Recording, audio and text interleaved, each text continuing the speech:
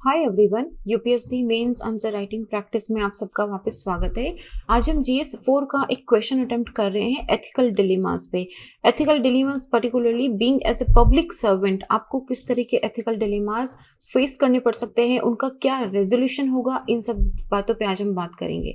2018 में क्वेश्चन आया था। क्वेश्चन बोल रहा है explain the process of resolving ethical dilemmas in public administration. बहुत ही simple and straightforward question है, कुछ नहीं पूछा है, साफ बोला है कि पब्लिक एडमिनिस्ट्रेशन के अंदर आपको जो एथिकल डिलेमास होते हैं उसको कैसे रिजॉल्व करोगे, उसका प्रोसेस हमको बता दो। सिंपल है। तो हम इसमें स्ट्रक्चर क्या रखेंगे? सबसे पहले तो हालांकि आपको क्वेश्चन में बस यही पूछा है कि process of resolving ethical dilemmas बताना है, but first we have to explain कि एथिकल डिलेमास क्या होते हैं। हम बात करेंगे कि एथिकल डिलेमास ये होते हैं और इस तरीके, देखो आप किसी चीज का सोल्यूशन कब दोगे? जब आपको तकलीफ पता होगी, है ना। तो पहले थोड़ा सा तकलीफ के बारे में बात करो कि एथिकल डिलेमास ये होते हैं और इस तरह के एथिकल डिलेमास किसी पब्लिक सर्वेंट को हो सकते हैं। उसके बाद में उस एथिकल डिलेमा को किस तरीके से रिजॉल्व करा जाएगा, वो मैकेनिज्म या वो प्रोसेस हम यहाँ पे पुट कर देंगे और हमारा आंसर कंप्लीट हो जाएगा। अगर इस क्वेश्चन के अंदर आप सिर्फ प्रोसेस ऑफ रिजॉल्विंग बात करते हो कि किस तरीके से रिजॉल्व करना है, तो क्वेश्चन आंसर जो है वो इनकम्प्लीट रहेगा। Looking at the same reason कि आपने समस्या का समाधान बता दिया पर ये नहीं बताया कि समस्या क्या है, तो समस्या बता के उसका समाधान, दोनों चीजें करने पर ही इस क्वेश्चन का जो आंसर है वो कंप्लीट रहेगा। सिंपल सा क्वेश्चन है, ज्यादा टफ है नहीं। सो directly will jump into ethical dilemmas. देखो हर दिन ना दो चॉइसेस होती है हमारे पास। एक चॉइस होती है जो इजी हो सकती है लेकिन अनएथिकल होगी, दूसरी चॉइस है जो हार्ड होगी लेकिन एथिकल होगी। तो it is our day to day thing. हमको दिन में 50 ऐसे एथिकल डिलेमास होते हैं। सबसे पहला मतलब ये एथिकल डिलेमा तो नहीं है obviously, but this is one dilemma we have कि सुबह उठना है लेकिन 5 मिनट और सो जाते हैं, 5 मिनट और सो जाते हैं। सो सिमिलरली अगर इस तरह के जो कन्फ्यूजन्स होते हैं ना कि थोड़ा सा मतलब आपको लर्न कर रही है, 5 मिनट और सो जाता हूँ, थोड़ी नींद और ले लेता हूँ, एक मिठाई थोड़ी और खा लेते हैं, आज वर्कआउट नहीं करते हैं, ये सब क्या है कि इजी वे ढूंढने के हैं। एथिकल लाइफ के अंदर कुछ हमारे जो सेट ऑफ प्रिंसिपल्स होते हैं कि I am honest, I am impartial, I am objective person. तो इस तरीके जब हमारे सेट ऑफ प्रिंसिपल्स होते हैं, इन पे जब इस तरह का कंफ्यूजिंग क्वेश्चन लगता है, हमारे relation with our work, relation with our people, तो इस तरह के जब एथिकल लाइफ के अंदर, एथिकल सेट ऑफ प्रिंसिपल्स के अंदर जब इस तरह के डिलेमा, इस तरह की चॉइसेस, इस तरह के कंफ्यूजन क्रिएट होते हैं, जिससे हमको डिसीजन लेने में थोड़ी सी like we have the choices, दिक्कत होती है कि यार नहीं सोना नहीं है, फिर हमको खुद को पुश करना पड़ता है। वी रिमेंबर कि हमारे गोल्स क्या है। सिमिलरली एथिकल डिलेमा के अंदर भी then you have to remember, if you are ever in ethical dilemma then you have to remember कि why I am here in this first place. उसके बाद दूसरी बात होती है कि मेरा खुद का क्या है, मतलब अभी मैंने ये कर दिया something which I am not suppose to do, something जो मेरे एथिक्स एंड प्रिंसिपल्स के अगेंस्ट है, अगर वो मैंने कर दिया तो क्या मैं रात को चैन से सो पाऊंगा?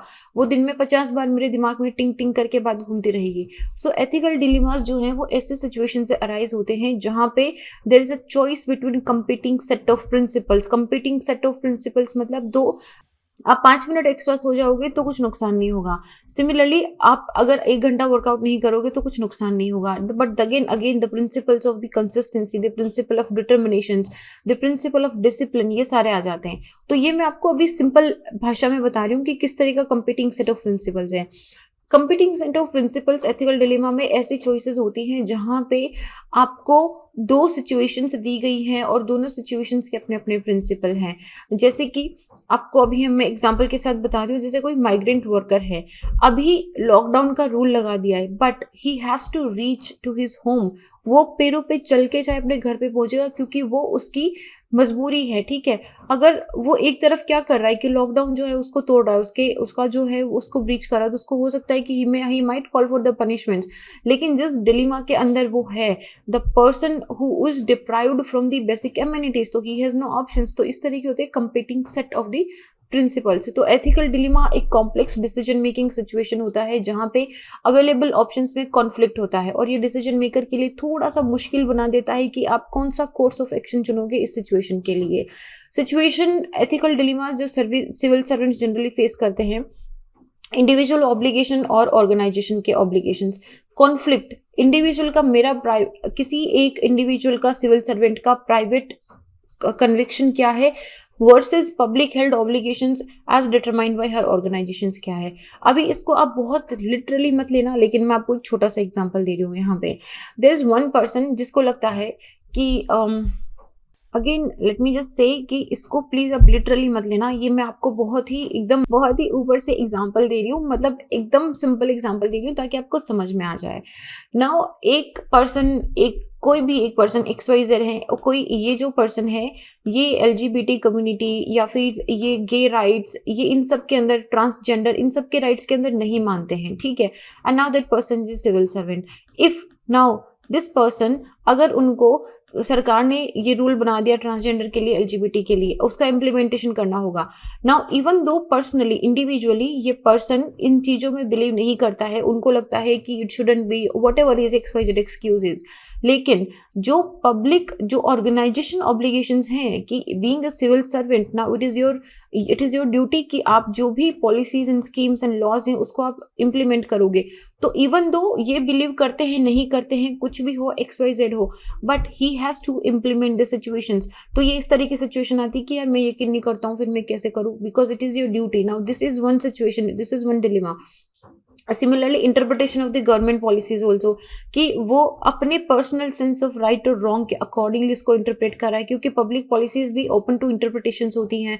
सेंस ऑफ लॉयल्टी, कोई भी पब्लिक सर्वेंट ये फील कर सकता है कि there is a clear cut conflict between what is required, उसके ऑफिसर्स क्या चाहते हैं वो क्या करे, और उसको क्या लगता है कि क्या सही होना चाहिए। बहुत बार उनको लगता होगा कि मुझे अगर इस एरिया के अंदर यहाँ पे हम लोग एक ओवरब्रिज बना दें तो यहाँ पे ट्रैफिक बहुत कम हो जाएगा और यहाँ से लोगों को काफ़ी सुविधा हो जाएगी, लेकिन उनके सीनियर्स को लगता है कि नहीं, यहाँ पे नहीं बनाना, ये सही सिचुएशन नहीं है, या फिर हो सकता है कि पॉलिटिकल प्रेशर नहीं है, पॉलिटिकल अप्रूवल नहीं है, whatever XYZ is, but now there is a dilemma कि I want something good to be done here but I cannot do something what I wish। तो यहाँ पे ये कॉन्फ्लिक्ट, सेंस ऑफ रॉयल्टी वाला conflict आ जाता है।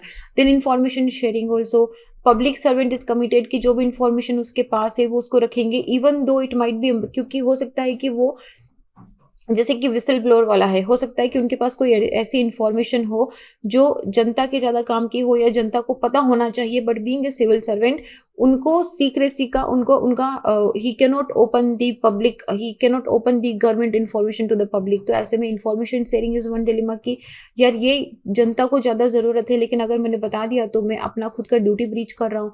Then accountability towards the public and service obligations, मतलब कुछ सर्टेन हो सकता है कि कुछ there are certain indications of deliberate inefficiency, protection of incompetency, extravagant unreasonable use of public fund हो सकता है, deployment of government equipment and machinery for personal use हो सकता है।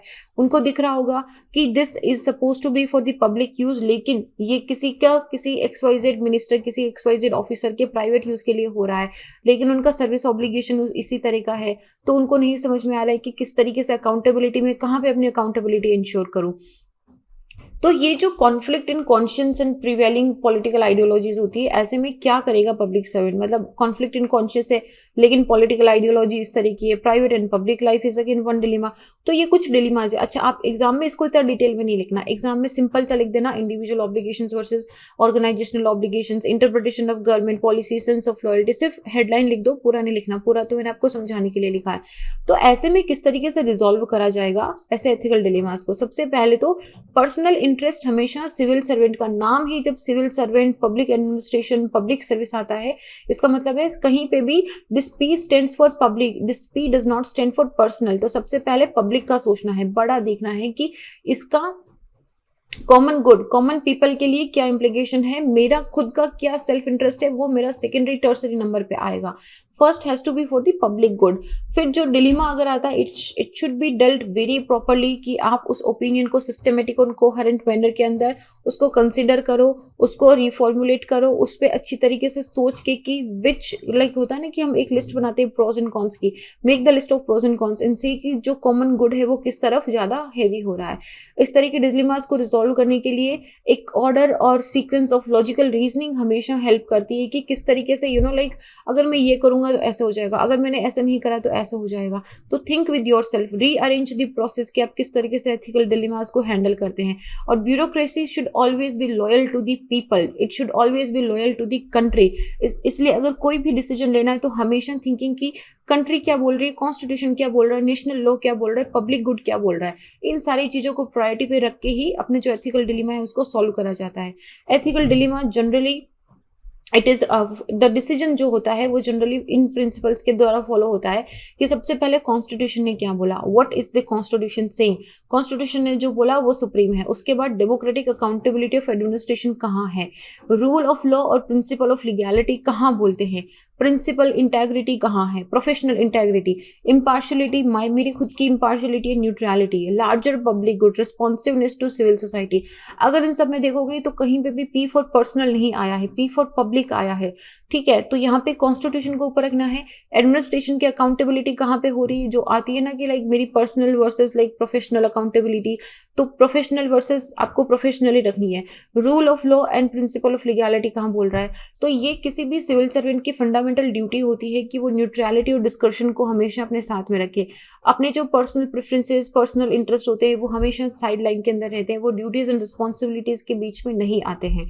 तो ये this is all about it कि आप कैसे इसको रिजॉल्व करोगे। रिजॉल्व करने के लिए आपको एक मैकेनिज्म चाहिए, एक प्रोसीजर चाहिए। So this is your procedure, this steps, this is your guideline, this is your light house कि कैसे अगर मुझे कोई भी एथिकल डिलेमा होता है तो this is the course by which I would be resolving it. तो ये आपका constitution, accountability to administration, rule of law and principle of legality, professional integrity, impartiality and neutrality, public larger public good and responsibility to civil society, these are our guidelines. तो people serving in the public service, उनको ना एक proper technique and उनको एक पूरा major होना चाहिए और इसीलिए ट्रेनिंग्स काम आती है। और मिड ईयर जो ट्रेनिंग होती है तो वो भी इसीलिए होती है कि किस तरीके से tackle such kind of situations. तो उसमें आपको सिमिलर एनवायरनमेंट दिया जाता है कि आप किस तरीके से सिचुएशन को बेटर हैंडल करोगे। Then based on your answers वहाँ पे पूरी काउंसलिंग होती है कि इस तरीके से होता है। Then they are given you with the options also. और ये जो चीज़ है ना ये सेल्फ रियलाइजेशन के साथ होती है। Ethical dilemma somebody can not impose on me कि इस तरीके से है तो आप ये इसको ऐसे रिजॉल्व करोगे। These are the things which have to come by the self realization. तो सेल्फ रियलाइजेशन के अंदर एक स्ट्रॉन्ग एम्फेसिस दिया जाता है एम्पैथी को, कि आप दूसरों की तकलीफ, बोलते हैं ना कि दूसरों के जूते में पाँव डाल के खुद को मतलब ना like putting yourself in the other shoes. तो दूसरों की जगह खुद को रख के सोचना, कंपैशन रखना लोगों के लिए, दया और करुणा, करुणा और दया को मिक्स कर दिया मैंने, दया और करुणा का भाव रखना, इंटेग्रिटी रखना। So this serving humanity as a large. ऐसे में जो sense of encouraging a sense of responsibility, थोड़ा ग्रेटर गुड पे फोकस करना, जिसमें लाइक इसी तरीके से आपके जो एक्शंस होते हैं वो एज ए पब्लिक सर्वेंट आपका larger interest, larger good, greater common good के लिए इसको आगे के लिए लेके जाना ना। Ethical dilemmas are very sensitive issues जो किसी भी पब्लिक सर्विस को कोर्ट तक चैलेंज कर सकते हैं। और उनको टैकल करने के लिए डेफिनेटली बात है कि पर्सनल जो पर्सनालिटी, पर्सनल कैरेक्टरिस्टिक्स होते हैं वो तो काम आते ही हैं, but then again proper training काम आती है। क्यों आती है? देखो, being a person somebody who has very good ethical values, लेकिन इसको ये नहीं पता कि जब मेरे सामने इस तरीके दिक्कत आती है तो मैं ये मेरी एथिकल वैल्यूज को यूज लेते हुए मुझे इस दिक्कत को इस तरीके से सॉल्व करना है। तो जो प्रॉब्लम सॉल्विंग मैकेनिज्म या प्रॉब्लम, ट्रेनिंग का मतलब ये नहीं होता है कि वो आपको सब सिखाएंगे। ट्रेनिंग का मतलब ये होता है कि आपके अंदर ही जो खूबी है उसको उभार के लेके आना है। शेप आप में खुद में है, हीरा तो आप हो, उसको थोड़ा सा तराशना है, तो तराशने का काम जो है वो प्रॉपर ट्रेनिंग करता है यहाँ पे। So that is important. So ये हमारा पूरा एक्सप्लेनेशन था कि किस तरीके से आप एथिकल डिलेमास को रिजॉल्व करोगे। बट फर्स्ट टॉकिंग अबाउट कि एथिकल डिलेमास क्या होते हैं। Now some talking about something important. आप क्योंकि एग्ज़ाम 10 अक्टूबर को शिफ्ट हो गया है, अच्छा खासा समय, 140 दिन का समय है, बहुत है, सफिशिएंट है। आप इसमें अपना ऑप्शनल रेडी करो, थोड़ा बहुत मेंस पढ़ो फिर से, क्योंकि आपको प्रीलिम्स के बाद प्रीलिम्स और मेंस का टाइम ज़्यादा नहीं मिलेगा। तो अभी से अपनी ऑप्शनल और अपने मेंस की तैयारी एकदम धाकड़ तरीके से रख के रखो। प्रीलिम्स के लिए टाइम है थोड़ा बहुत दिन के 3 घंटे 2 घंटे थोड़ा रिवाइज करते रहो। मॉक टेस्ट हर दिन के 10-20 क्वेश्चन लगाते रहो, टच में रहो। ऐसा नहीं है कि फिर सडनली 2 महीने में मैंने एकदम जंप स्टार्ट कर दिया। थोड़ा बहुत टच में रहो, पढ़ते रहो, ठीक है। और अभी अगर आपको लगता है कि यार मेरी तैयारी अच्छी थी नहीं तो this is a golden opportunity for you, नहीं थी तो अब कर लो, इससे अच्छा मौका नहीं मिलेगा। हर बार कोरोना का मौका मिलके एग्जाम पोस्टपोन नहीं होगा, ठीक है। तो अगर अभी भी नहीं कर पा रहे हो तो फिर तो क्वेश्चन मार्क खुद ही लगा लो आप अपने ऊपर, बट दिस इज इट। और अपना ध्यान रखिए, डबल मास्क पहनिए, सैनिटाइज करते रहिए हाथ को, वैक्सीन लगवा लीजिए। अगर मैं अपने बारे में भी बता दूं, मेरा नाम संतोष है, और अगर आप मुझे जुड़ना चाहते हैं तो इंस्टाग्राम या टेलीग्राम पे little_simple_ बुद्धा पे जुड़ सकते हैं। If you have any questions also you can drop me a text also. So this is it, I will see you guys in the next question. तब तक अपना ध्यान रखिए, जय हिंद।